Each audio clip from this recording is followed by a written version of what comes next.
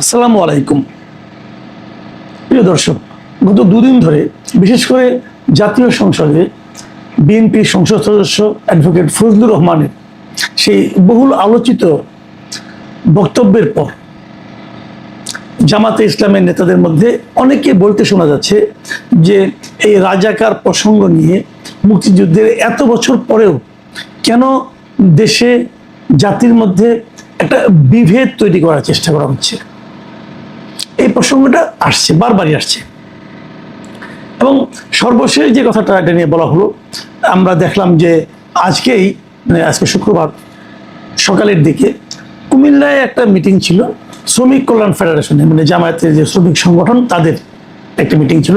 সেই মিটিং শেষ করে সাংবাদিকদের সঙ্গে আলাপকালে জামাতে ইসলামের যিনি সেক্রেটারি জেনারেল মিস্টার গোলাম পরোয়ার, তিনি কিছু মন্তব্য করেছেন এই মুক্তিযুদ্ধ, রাজাকার, ৭১ এই সমস্ত প্রসঙ্গ নিয়ে। তিনি একটা কথা বলেছেন, যে কথাগুলি আমি সেই কথাগুলো একটু আলোচনা করতে চাই। আসলে রাজাকার প্রসঙ্গটা এই মুহূর্তে আনা এবং এটা নিয়ে আলোচনা করা জরুরি কিনা একটা প্রশ্ন। আবার এটাকে কেন্দ্র করে সমাজের মধ্যে একটা বিভেদ তৈরি, সেটাও জরুরি কিনা, এই প্রসঙ্গগুলো নিয়ে আমি একটু কথা বলতে চাই। আমি মিয়া গোলাম পরোয়ারের বক্তব্যগুলো আমি আগে আপনাদেরকে বলতে চাই, তারপরে আমি একটু জবাব দেব। তিনি বলেছেন, পাকিস্তানের আমলে সেই সময়ে রাজনৈতিক প্রেক্ষাপটে তখনকার যারা রাজনৈতিক দল ছিল তাদের রাজনৈতিক পলিসি এবং ভূমিকা এগুলো নিয়ে আলোচনা হতে পারে, কিন্তু সেই সময়ের জামাত এবং আজকের জামাত এক না। সেই সময় জামাতের পর জামাতে ইসলাম বহুবার তার গঠনতন্ত্র, নীতি, পদ্ধতি এগুলো বদলিয়েছে। কাজেই এই জামাতকে আগের জামাতের মতো করে বিবেচনা করা ঠিক নয়।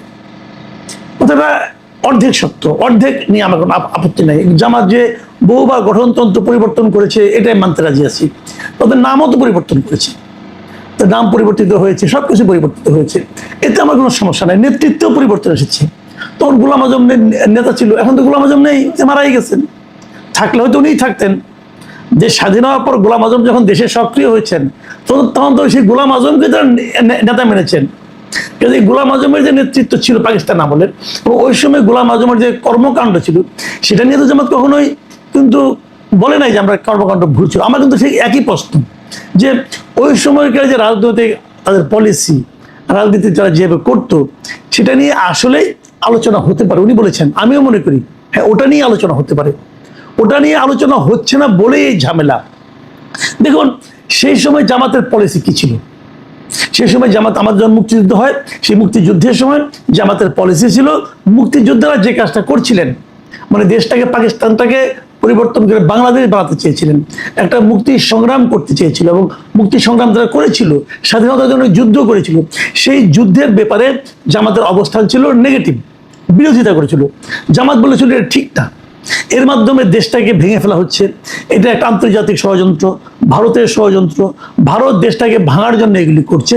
অতএব এই মুক্তিযোদ্ধাদের প্রতিহত করতে হবে, এবং প্রতিহত করার জন্য তারা ওই সময়ে পাকিস্তানি বাহিনীকে সহায়তা করেছে এবং নিজেরাও তাদের রাজাকার এবং আল বদরের নামে আলাদা সংগঠন এবং বাহিনী গঠন করে নিজেরাও অস্ত্র ধরেছে। তারা অস্ত্রটা কার বিরুদ্ধে ধরেছিল? মুক্তিযোদ্ধাদের বিরুদ্ধে ধরেছিল, মুক্তিগামী জনতার বিরুদ্ধে ধরেছিল। তো তাদের সেই যে ভূমিকাটা, হ্যাঁ মানলাম এটা তাদের ওই সময়ের রাজনৈতিক পলিসি, আমাদের মানতে কোনো আপত্তি নাই। কিন্তু আমার প্রশ্ন হচ্ছে, সেই পলিসিটা কি ঠিক ছিল? সেই পলিসিটা যে ভুল ছিল সেই কথাটা জামাতের আজকের নেতৃত্ব একবারও কি বলেছে? আমাদের বক্তব্য কিন্তু সেটাই। আপনি বলুন যে আমাদের ওই সময়ের কর্মকাণ্ড ভুল ছিল, সেই জন্য আমরা ক্ষমা চাই। জামাতের নেতারা কিন্তু প্রায় বলেন, জামাতের নেতা কর্মী তারা প্রায় বলেন যে ২৪-এর গণ আন্দোলনের আগে আওয়ামী লীগ যে শাসন চালিয়েছিল, স্বৈরাচারী শাসন চালিয়েছিল এবং সবার উপরে যে স্টিম রোলার চালিয়েছিল, মানুষের অধিকার হরণ করেছিল, আওয়ামী লীগ যে তাদেরকে ক্ষমতায় টিকে থাকার জন্য নির্বিচারে মানুষের উপর গুলি চালিয়েছিল, অনেক লোক মারা গেছে, এই জন্য আওয়ামী লীগ একবারও ক্ষমা প্রার্থনা করেনি, একবারও অনুশোচনা করেনি। কথা সত্য, কিন্তু আবার এখানে একটু প্রশ্ন আছে, সেই অনুশোচনা করার মতো পরিবেশ কি আপনারা তৈরি করেছিলেন একবারের জন্য? কোন আওয়ামী লীগের লিডার যদি বলে আমি অনুতপ্ত, তাকে তো আপনার মবের মাধ্যমে তখন মেরে ফেলতেন, বাড়ি ঘরে অ্যাটাক করেছেন। কিন্তু জামাতে ইসলামের নেতৃবৃন্দ যদি আজকে বলে যে 71-এ আমরা যা করেছি সেটা আমরা ভুল করেছি, অথবা আমাদের দল ওই সময় যা করেছে সেটা ভুল করেছে, তাহলে কিন্তু তাদের মবের শিকার হতে হবে না। এই আমি নির্বাচনের আগে কিন্তু আমি তাদেরকে একটা পরামর্শ দিয়েছিলাম যে আপনারা 71-এর অবস্থানটা নিয়ে পরিষ্কার করেন, বলেন যে 71-এ আমরা যা করেছি সেটা আমরা ভুল করেছি। আপনারা তো একবারও বলেন নাই। যদি আপনি না বলেন, তাহলে আপনাদের ওই সময় যে রাজনীতিটা ভুল ছিল সেটা যদি আপনি না বলেন, না উচ্চারণ করেন, তার মানে হলো কি? তার মানে আপনারা ওই রাজনীতিটাকেই ধারণ করেন। এখন ওই রাজনীতির ধারণটা কিভাবে করেন আপনারা? এখন তার স্বাধীনতা যুদ্ধ নাই, এখন তার পাকিস্তান বাহিনীর সঙ্গে কারো যুদ্ধ হচ্ছে না, কাজে তার পক্ষ অবলম্বনের কোনো উপায় নাই, রাজাকার বাহিনী গঠনও করতে পারবেন না। তাহলে এখন কি আমাদের এখন যে বক্তব্যটা, সেটা হলো ওই মানসিকতাটা। তার মানে আপনাদের মধ্যে ওই মানসিকতাটা এখনো কাজ করছে। এখনো আপনারা মনে করেন যে 71-এ আপনাদের যে ভূমিকা ছিল সেটাই সঠিক ছিল। এখন আপনারা মনে করেন যে বাংলাদেশটা তার নিজস্ব তাগিদে এখানকার জনগণ তাদের অধিকার অধিকার লাভ করার জন্য যে আকাঙ্ক্ষা, সেই আকাঙ্ক্ষার কারণে স্বাধীন হয়নি। আপনারা এখনো মনে করেন এই দেশটা আসলে ভারতের ষড়যন্ত্রের কারণে স্বাধীন হয়েছে। এই যে মানসিকতাটা, এই মানসিকতাটা হলো আপত্তির জায়গা। আপনারা যদি এই মানসিকতা থেকে বেরিয়ে আসতে পারেন তাহলে আর কোনো সমস্যা নেই। কিন্তু আপনারা এটা কখনোই করবেন না, কখনোই বলবেন না, বরং যখনই আলোচনাটা উঠবে তখন আপনারা ওই একই আলোচনা করবেন যে 52 বছর আগে, 56 বছর আগে কি হয়েছে, এটা এখন আলোচনা করার কি দরকার?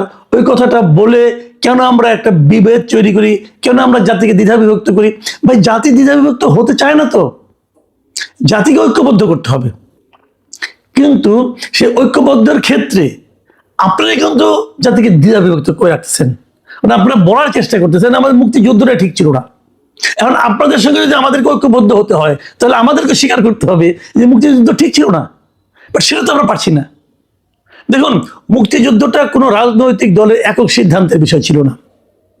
মুক্তিযুদ্ধের যে এটা সারা দেশের একটা গণযুদ্ধ ছিল, দেশের সকল মানুষ এতে অংশ নিয়েছিল।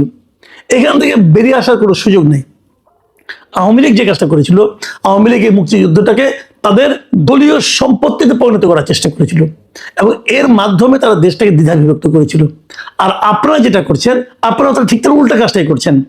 আপনারা এখনো মুক্তিযুদ্ধটা যে একটা জনযুদ্ধ ছিল, এদেশের প্রত্যেকটা মানুষের মনের আকুতি ছিল মুক্তিযুদ্ধের প্রতি, সেই জিনিসটা আপনারা স্বীকার করে যাচ্ছেন না। আপনারা এখনো বলতে যাচ্ছেন যে আমরা দুই ভাই একত্রে খুব ভালো ছিলাম, পশ্চিম পাকিস্তান আর পূর্ব পাকিস্তান, তার মাঝখানে ইন্ডিয়া এসে ষড়যন্ত্র করে দেশটাকে দুই ভাগ করে দিয়েছে। এবং যে কারণে আপনাদের আমরা 5ই আগস্টের পরে দেখেছি আপনারা কিন্তু 47-এর পরে সরাসরি চলে আসেন 2024-এ, এবং এই 2024-কে দ্বিতীয় স্বাধীনতা যুদ্ধ এগুলি বলার আপনারা চেষ্টা করেছেন। কিন্তু ঘটনাটা সেরকম নয়। 71-এর মুক্তিযুদ্ধের সঙ্গে 47-এর তুলনা করা যাবে না, 24-এর তো নয়ই। 71 মুক্তিযুদ্ধ ছিল একটা মহান মুক্তিযুদ্ধ, একটা জনযুদ্ধ। দেশের প্রত্যেকটা মানুষ মনে প্রাণে এই যুদ্ধের সঙ্গে জড়িয়ে পড়েছিল। সেই যুদ্ধকে আপনি 47-এর সঙ্গে তুলনা করবেন, সেই যুদ্ধকে আপনি 24-এর সঙ্গে তুলনা করবেন, এর মাধ্যমেই তো আপনার জাতিটাকে দ্বিধা বিভক্ত করে দিচ্ছেন। এটা তো ঠিক না। মিয়া গোলাম পরোয়ার একটা কথা বলেছেন, সে কথাটা হলো যে জামায়াতের গঠনতন্ত্র পড়ে দেখবেন, ভূমিকাতেই আমরা বলেছি যে মহান মুক্তিযুদ্ধের বীর যোদ্ধাদের লড়াই ও সংগ্রামকে আমরা শ্রদ্ধার সঙ্গে ধারণ করি।